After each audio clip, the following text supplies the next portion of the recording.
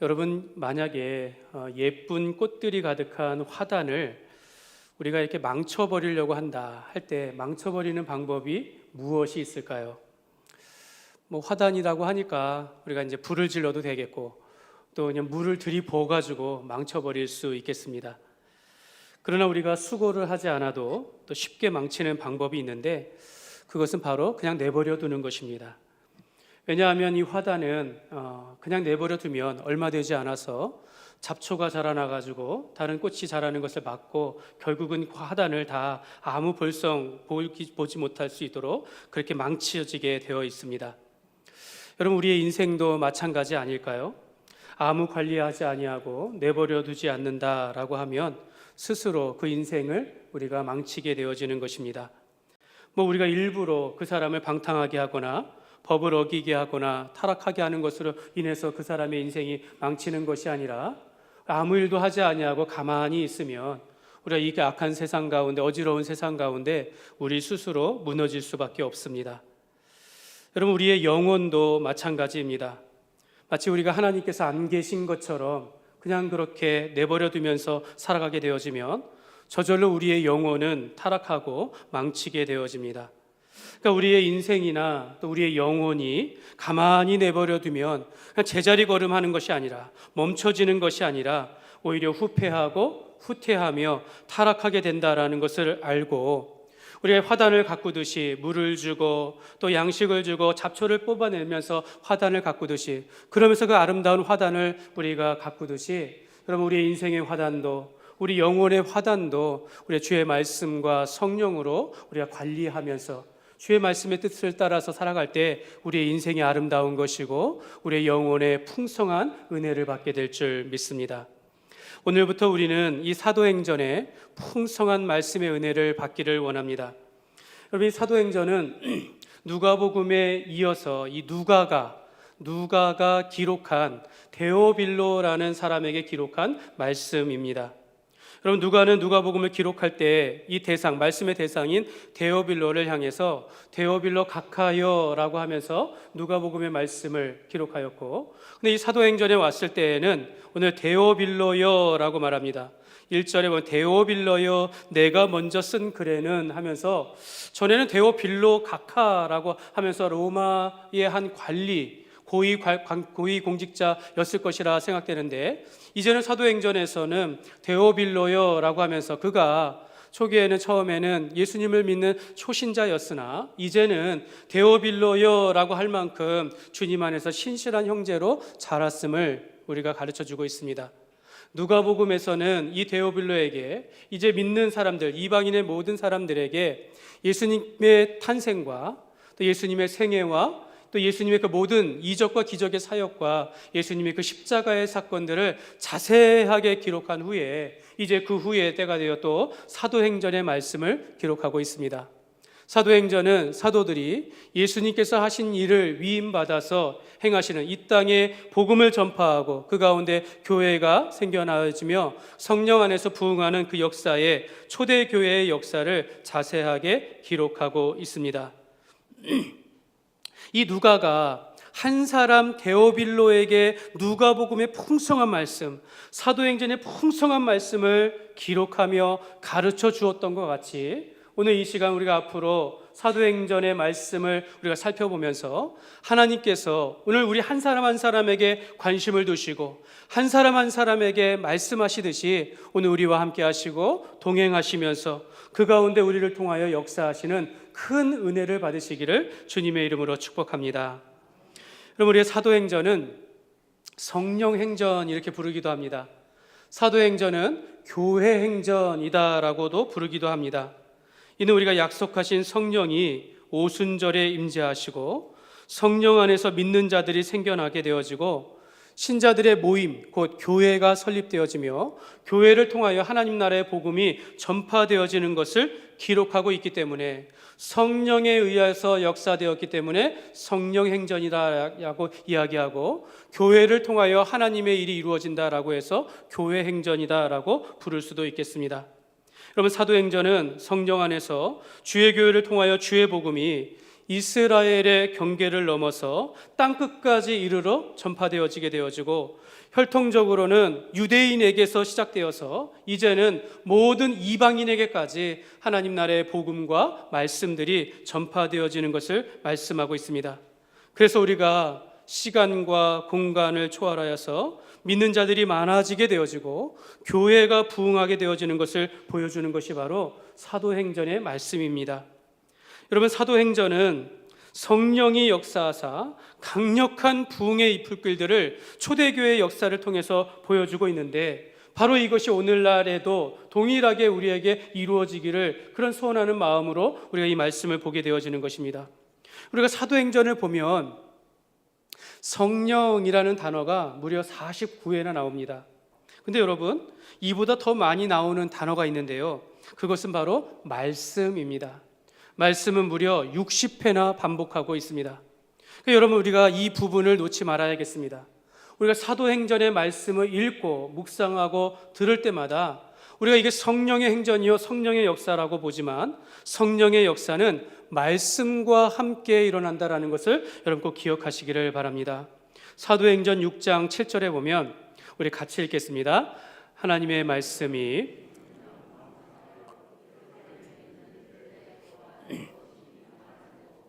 허다한 제사장의 무리도 이 도에 복종하니라. 하나님의 말씀이 왕성하게 들리니까 그 가운데 많은 사람들이 믿는 자가 일어났다라고 말씀하고 있습니다. 결국 이것이 하나님의 말씀으로 인하여 말씀에 순종하고 이것으로 인하여 역사가 일어나는 것, 이것을 바로 성령의 역사라고 우리가 부를 수 있는 것입니다. 그러므로 우리는 성령의 부흥은 곧 말씀의 부흥인 줄 믿습니다. 말씀 없는 성령의 능력은 모래 위에 지은 집과 같아서 성령이 지나가면 말씀이 없는 곳에는 다시 무너지게 되어 있다라는 것입니다. 또한 우리가 주의 영을 따라서 우리가 이 영의 영을 따라서 우리가 부흥한다라고 하지만, 만약 말씀이 없으면 거짓의 영에 사로잡힐 수 있다라는 것을, 거짓의 영도 능력이 있음을 우리가 알기 때문에 이러한 일들로 인하여 사로잡힐 수 있음을 우리가 경계해야 하는 것입니다. 우리나라의 기독교가 이렇게 많이 부흥했는데요, 사실 이 부흥은 1907년 평양에서 일어난 부흥으로부터 시작되었다라고 이야기합니다. 이 평양에 있는 모든 시내가 정말 주일날 모든 상점이 문을 닫고 모든 사람들이 주 앞에 나올 정도로 그렇게 부흥의 불길이 일어났는데요, 여러분, 이 평양 대부흥이 사실은 지금 평양 장대현 교회에서 14일간 지속되어진 말씀 사경회를 통해서 시작되었다라는 것을 우리가 알아야 하는 것입니다. 말씀 위의 변화를 통한 우리가 부흥을 사모해야 될 줄 믿습니다. 오늘 우리가 하나님의 말씀을 사모하면서 오늘 이곳에 오셨다면 여러분은 참 잘하신 것입니다. 말씀을 사모하기 때문에, 하나님의 말씀을 사모하기 때문에 오늘 주 앞에 나왔다면 여러분은 바른 신앙과 바른 그런 신앙의 삶을 살아간다라고 말씀드려도 좋겠습니다. 여러분, 우리는 말씀 안에서 내가 변화를 받고 말씀 안에서 은혜를 받아 주 생활 가운데 나가게 된다면 이것이 바로 성령의 은혜를 경험하게 되는 것입니다. 그러므로 여러분, 교회의 부흥은 성령의 역사이지만 반드시 말씀의 역사와 함께 이루어지는 것을 믿으시기를 바랍니다. 여러분, 사도행전 28장 마지막 절에는요, 하나님의 나라가 전파되어지고 주 예수 그리스도에 관한 모든 것을 가르치더라라고 하면서 마치고 있습니다. 사도행전의 말씀에 결론이 없다라는 것입니다. 지금도 사도행전의 28장의 말씀으로 끝나는 것이 아니라 사도행전의 역사가, 성령의 역사가, 말씀의 역사가 오늘날 2000년 동안 지속되어 왔으며, 오늘 우리 교회를 통하여 이 사도행전의 역사, 성령님께서 함께 하시는 그 놀라운 부흥의 역사가 오늘을 통해 우리 교회를 통해서 이루어지기를 간절히 소원합니다. 여러분, 예수님께서는 그 마지막 때에 우리의 죄를 위하여 고난을 받으시고 십자가에 못 박혀 죽으셨고 사흘 만에 부활하셨습니다. 여러분, 이 복음을 믿습니까? 믿습니까? 이제 그 부활하신 예수님께서 이 땅 가운데 40일을 머무셨다가 승천하셨다라고 말씀합니다. 부활하신 예수님께서 40일 동안 세상에 자기를 나타내시며 하나님 나라의 일을 가르쳤다라고 말씀합니다. 예수님께서 이 땅에 오신 것은 누가복음 4장 43절에 보면 예수께서 이르시되 내가 다른 동네에서도 하나님 나라 복음을 전하여야 하리니 나는 이 일을 위해 보내심을 받았노라 하시고, 하나님 나라의 복음을 전하는 것을 예수님의 일이다라고 말씀하십니다. 그리고 이제 이 하나님 나라의 일을 부활하신 예수님께서 40일 동안 또한 행하시면서 이제 승천하시는 가운데 그의 제자들에게 위임하시고 있는 장면이 오늘 말씀인 것입니다. 그래서 오늘 우리는 예수님께서 승천하시면서 그의 일과 목적을 이루시기 위해서 제자들에게 주신 그 위대한 약속과 마지막 명령을 오늘 우리가 살펴보면서 오늘 그것을 우리에게 주신 말씀으로 받기를 간절히 소원합니다. 오늘 우리 첫 번째로 살펴볼 것은 주님께서 제자들에게 주신 위대한 약속, 곧 약속하신 성령을 기다리라입니다. 한번 따라하겠습니다. 약속하신 성령을 기다리라. 4절과 5절 말씀입니다. 우리 같이 한번 천천히 읽겠습니다. 사도와 함께 모이사 그들에게 분부하여 이르시되 예루살렘을 떠나지 말고 내게서 들은 바 아버지께서 약속하신 것을 기다리라. 요한은 물로 세례를 베풀었으나 너희는 몇 날이 못되어 성령으로 세례를 받으리라 하셨느니라. 아멘.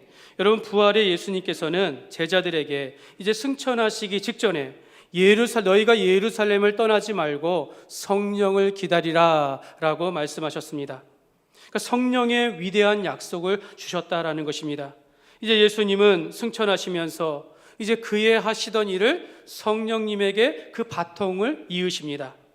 그렇다고 해서 우리가 예수님은 가시고 성령의 시대가 왔다, 이것은 틀린 말입니다.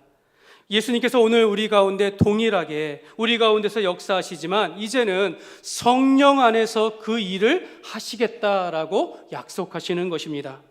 이제 우리가 성령의 시대가 성령 안에서 하나님의 역사가 이루어질 것을 말씀하고 있는 것입니다. 여러분, 구약시대에도 삼위일체 하나님 안에서 성령님은 동일하게 역사하셨습니다.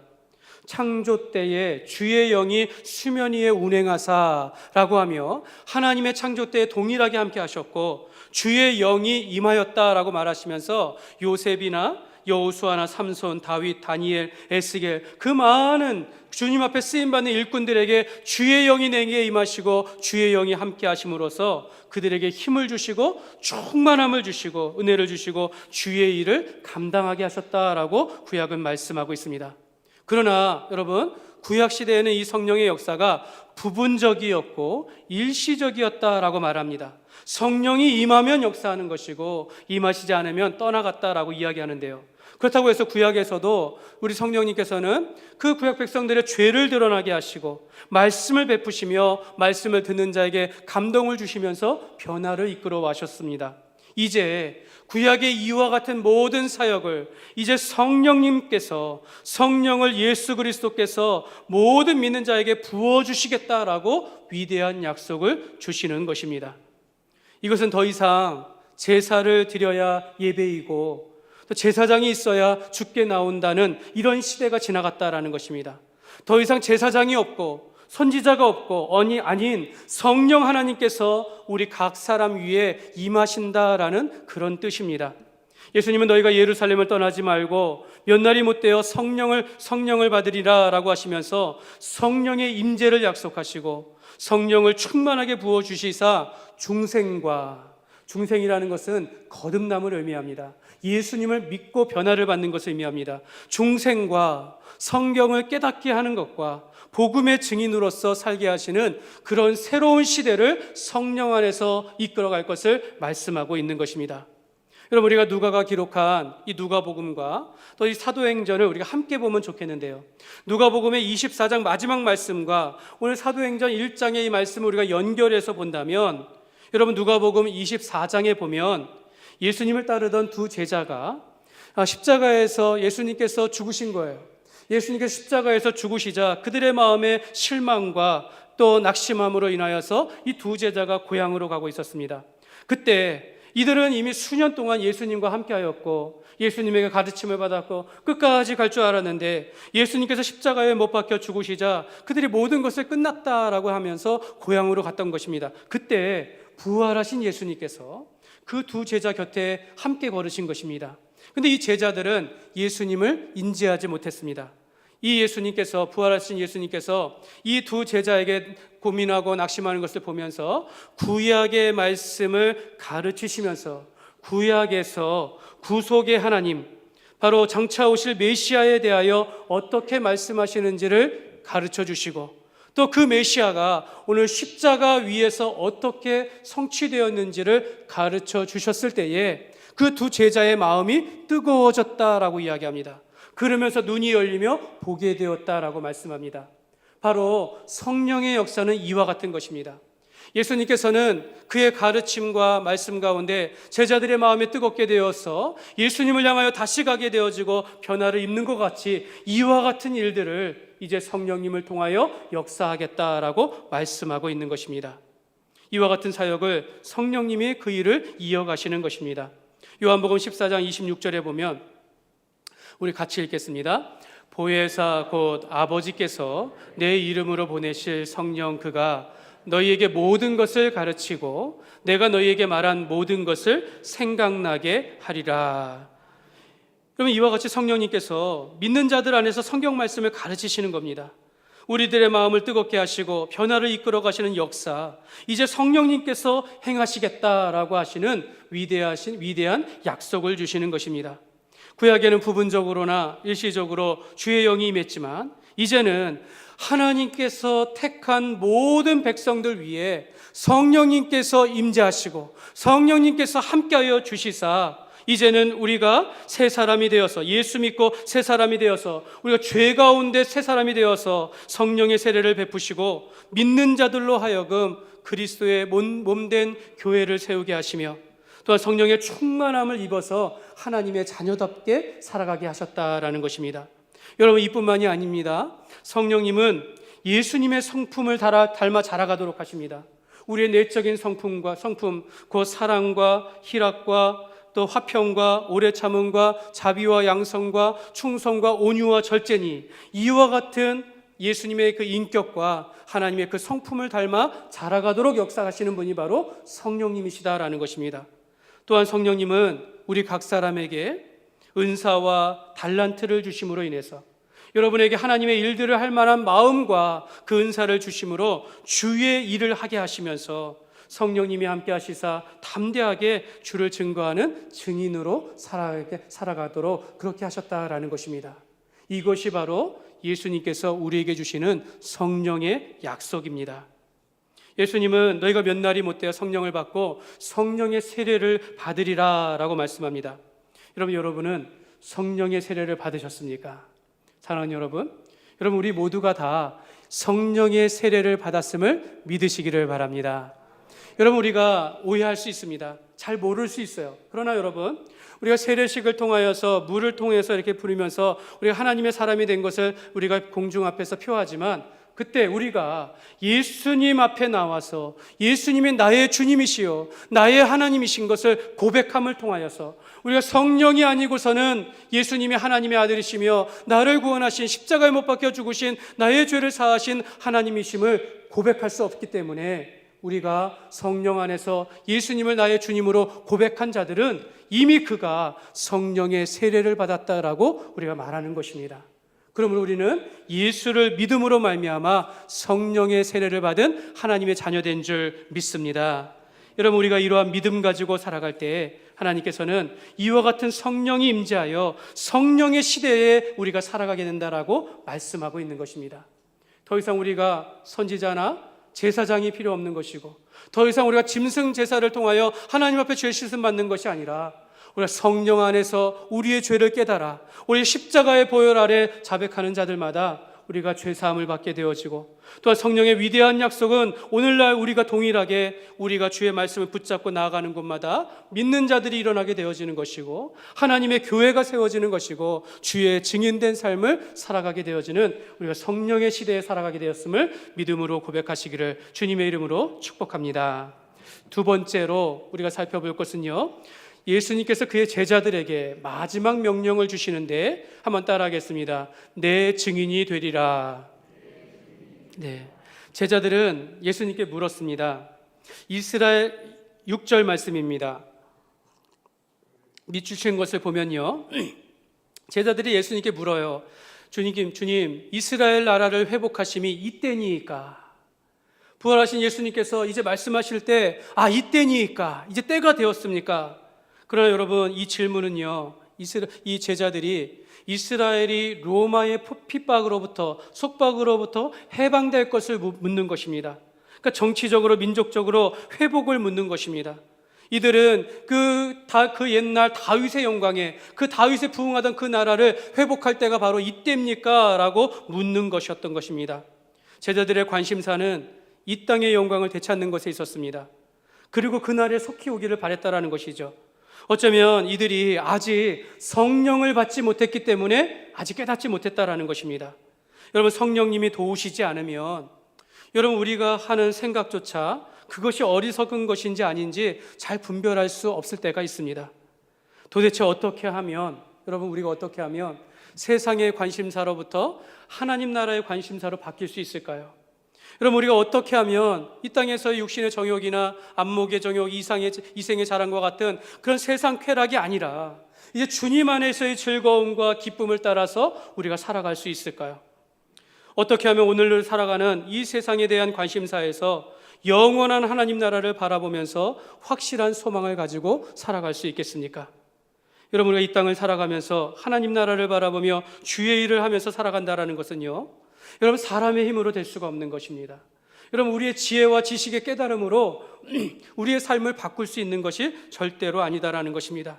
제자들은 이 하나님 나라의 일을, 예수님께서 말씀하시는 이 명령들을 성령이 아니고선, 아직 성령이 그들에게 임하시지 않았기 때문에 그들의 힘과 지혜로는 깨달을 수 없게 되었다라는 것입니다. 성령을 받지 못한 제자들의 관심이 세상에 있는 것은 당연하다라는 것입니다. 오늘 우리도 성령을 사모하시기를 바랍니다. 여러분, 성령의 이끄심과 성령의 도우심이 있으면 여러분, 우리의 생각이 바뀌고 우리의 삶의 목적이 바뀌고 우리가 세상의 관심사로부터 주의 뜻대로 살아가는 그런 삶이 되는 것입니다. 오늘 예수님께서 이 명령을 하십니다. 오늘 사도행전 1장 8절에 보면 우리 같이 읽겠습니다. 오직 성령이 너희에게 임하시면 너희가 권능을 받고 예루살렘과 온 유대와 사마리아와 땅끝까지 이르러 내 증인이 되리라 하시니라. 아멘. 성령이 우리에게 임하면 너희가 내 증인이 되리라 라고 말씀하시는 것입니다. 너희가 성령을 받고 내 증인의 삶을 살라라고 명령하시는 것입니다. 여러분, 우리가 이 말씀에 오해가 있습니다. 성령이 임하면 권능을 받는데, 여러분, 여기서 말하는 권능이다라는 것은 듀나미스로서 힘과 능력을 의미하는 것입니다. 힘과 권능을 의미하는 것입니다. 그래서 우리가 이런 오해를 해요. 성령을 받으면 우리가 모든 것을 할 수 있다라고 생각해요. 성령을 받으면 내가 노력하지 않아도 내가 성령의 능력이 생겨서 저절로 예수님의 증인이 되리라 라고 말하는 것입니다. 여러분, 이렇게 말하면 여러분은 성령을 받으셨습니까? 대답을 못하는 겁니다. 여러분, 우리가 성령이 임하시면 저절로 사명을 잘 감당할 수 있다라고 생각한다라는 것이죠. 성령이 임하시고 성령의 충만함을 이루면 마치 만병통치약을 받은 것처럼 모든 문제가 해결되는 것처럼 우리가 생각하기 쉽다라는 것입니다. 그래서 여러분, 지금 이 세상이 이만큼 바뀌지 않았다면 아직도 성령 충만 받은 사람이 없는 것입니까? 여러분, 성령님께서 우리와 함께 하신다라는 것은, 너희에게 성령이 임하신다라는 것은 우리가 믿음 안에서 잘 바라봐야 한다라는 것입니다. 사랑하는 여러분, 성령이 임하시면 권능을 받는데 그 결과가 무엇입니까? 내 증인이 되리라 라고 말씀하시는 것입니다. 내 증인의 삶을 이것을 해라, 저것을 해라, 이것이 아니라 증인이 되라라는 것입니다. 여러분, 증인이 된다라는 것은, 증인은 순교자라는 의미를 가지고 있습니다. 예수님을 위하여 살아가는, 내가 순교가 되기까지 주님을 위하여 살아가는 그런 사람이 되라라는 것을 말씀하고 있는 것입니다. 우리가 성령이 임하였다고 해서 오늘 내 힘으로 세적을 물리치거나 원수를 갖고 악한 자를 능히 대적하라, 이런 뜻이 아니다라는 것입니다. 증인이 된다라는 것은요, 내가 순교의 자리에 임하더라도 내가 피하지 아니하고 인내할 수 있다라는 것을 뜻하는 것입니다. 내가 환경이 받쳐주지 않아도 끝까지 믿음을 지키는 그 삶을 살아가는 사람이 되는 것입니다. 성령의 능력은요, 담대함입니다. 성령의 능력은 인내요, 성령의 능력은 믿음을 지키는 것입니다. 성령이 임하시면 증인이 되리라 라는 것은 내가 사명을 깨닫고 내가 이를 위하여 헌신하는 삶을 살게 되는 것을 말하는 것입니다. 사랑하는 여러분, 성령이 너희에게 임하시면 예루살렘과 온 유대와 사마리아 땅끝까지 이르러 내 증인이 되리라. 물론 이 말씀에 비추어서 우리가 꼭 나가서 예수 믿으세요, 예수 믿으세요 하면서 우리가 복음을 증거하는 것도 우리가 증인된 삶이라고 할 수 있겠지만, 그러나 여러분, 이 말씀을 영어로 보면요, You will be라고 해요. 될 것이다 라고 이야기합니다. 나의 증인이 될 거라고 하면 예수의 증인이 될 것이다 라고 말하는 것입니다. 예수님이 나의 삶의 주인 되시고 예수님이 내 삶의 목적이 되셔서 이제는 내가 지금까지 내 힘으로 내 뜻대로 살아갔지만 이제는 내가 하나님의 자녀로서 믿음으로 살아가는 그런 증인이 되리라 라는 것을 성령이 임하시면 깨닫게 될 것을 말씀하고 있는 것입니다. 여러분, 우리가 예수님의 증인이 되는 것은 오늘 내가 살아가는 이 현장에서 우리가 얼마든지 가능한 것입니다. 우리가 성령 안에서 살아가는 사람들은 내 가정을 예수님을 믿는, 예수님이 주인 되시는 가정으로 삼을 때 그 가정이 바로 증인이 되는 것입니다. 오늘 내가 일하는 일터에서 내가 예수 믿는 사람으로서 그 빛을 드러내면서 살아가면 그것이 바로 증인이 되는 삶이다라고 말할 수 있는 것입니다.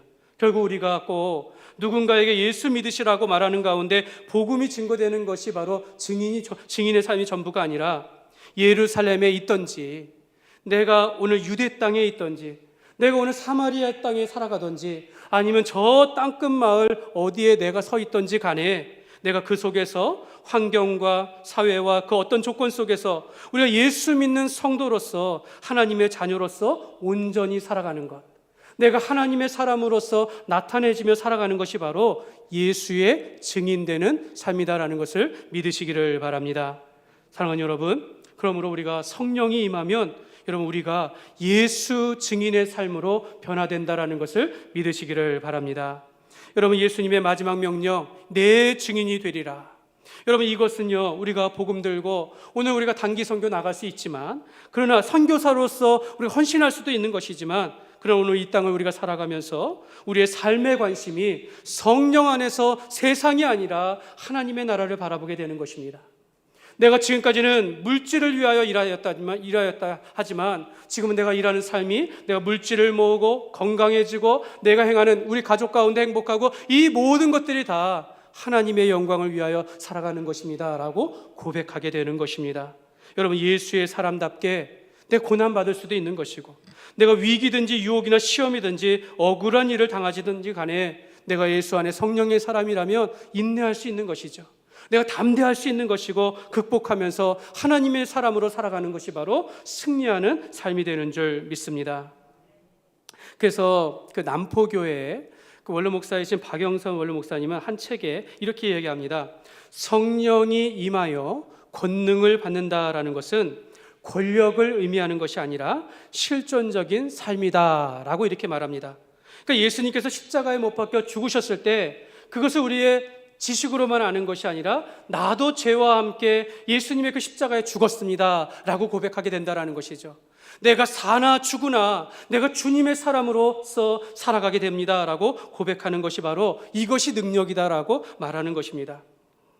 어느 날 그 한 신사가 이제 운전을 하면서 지나갑니다. 근데 이 야구장 곁에를 이렇게 지나가다 보니까 이제 조심스럽게 건너는데 갑자기 야구공 하나가 앞으로 이게 굴러가고 있는 거예요. 그래서 급하게 이제 세웠는데 아마 이 아이들이 조금 큰 아이들이 야구를 하고 있었나 봅니다.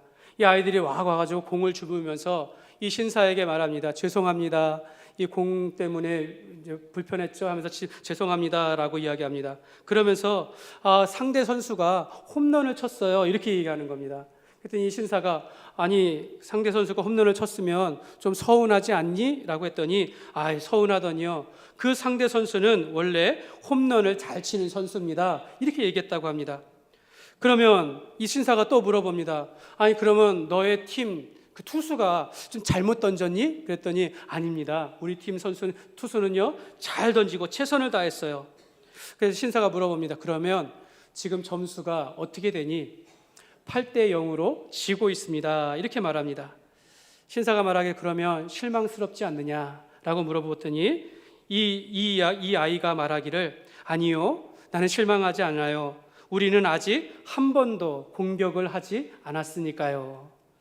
아마 1회 말이었던 것 같습니다. 1회 초를 지나가고 있는데 8대 0이라는 큰 점수에도 이 아이는 낙심하지 아니하고 서운하지 않고 이제 우리가 공격할 때가 있다라고 긍정적으로 생각한다라는 것입니다.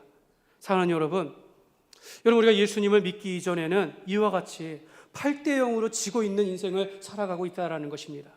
우리가 실패하고 낙심하고 우리가 상대방으로 홈런을 맞을 때마다 실망하며 낙심하며 절망하게 되지만 우리가 예수님 안에서 성령 안에서 우리가 살아가게 되어지면 성령 안에서 이런 실패를 실패로 여기지 않는다라는 겁니다.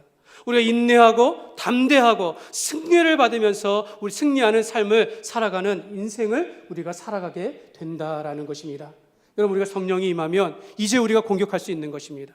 이제는 우리가 승리하는 이 땅을 살아가면서 우리가 매를 맞더라도 우리가 감사할 수 있는 것이고 우리가 위기와 고난과 어려움이 있다 할지라도 성령의 사람은 극복하며 나아가게 되는 줄 믿습니다. 그러므로 여러분, 예수님이 우리에게 주신 마지막 명령, 내 증인이 되라, 예수의 사람이 되라 라고 말씀하는 것입니다.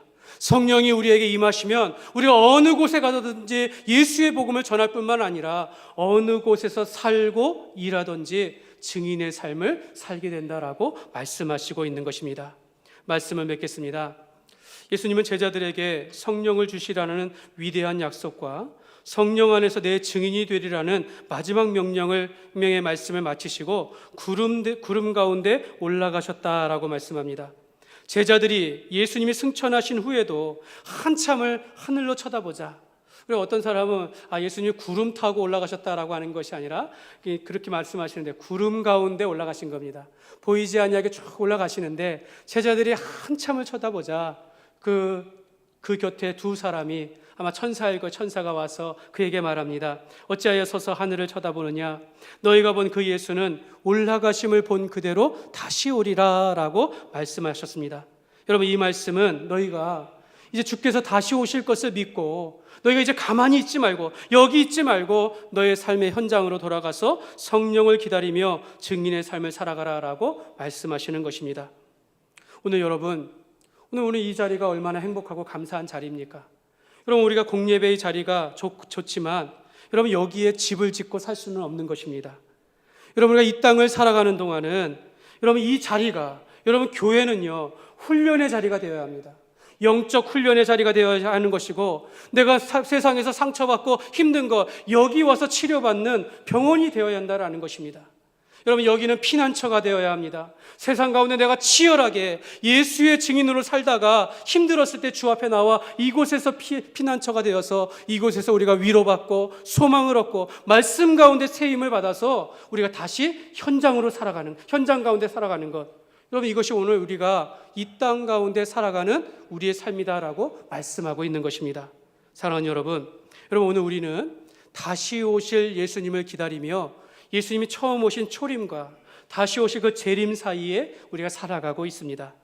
우리는 이미 예수 믿고 거듭난 하나님의 자녀로서 성령의 세례를 받은 자들이라는 것입니다. 우리가 성령의 인도하심을 따라서 우리가 예수의 사람으로 한평생을 살아가고 있는 것입니다. 여러분, 끝까지 성령 안에서 승리하시기를 바랍니다. 여러분, 성령의 사람은 세상이 아닌 하나님을 바라보며 살아갑니다. 이제는 우리가 세상의 목적이 아니라 하나님께서 우리에게 주신 하나님 나라의 일을 바라보며 살아가도록 우리를 부르셨음을 믿고 예수님께서 승천하시면서 우리에게 주신 그 성령의 위대한 약속과 내 증인이 되리라라는 이 마지막 명령을 따라서 우리가 살아가는 저와 여러분이 되시기를 주님의 이름으로 축원합니다.